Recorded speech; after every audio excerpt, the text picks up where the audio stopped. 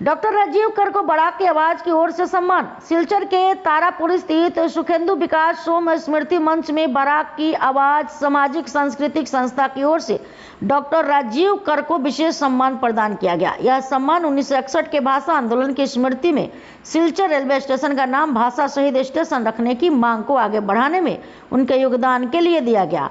कार्यक्रम में सौमित्र दत्तराय, सुरजीत सोम, सत्यदल आचार्य समेत कई गणमान्य लोग उपस्थित थे।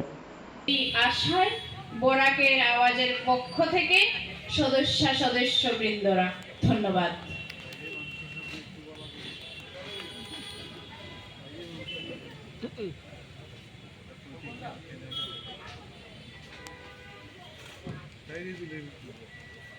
এখন আমাদের পরম শ্রদ্ধেয় আত্মীয় আদরের রাজীব দাকে উত্তরীয় করি সম্মাননা প্রদান করা হচ্ছে বরাকের আওয়াজের সহযোদ্ধাদের পক্ষ থেকে।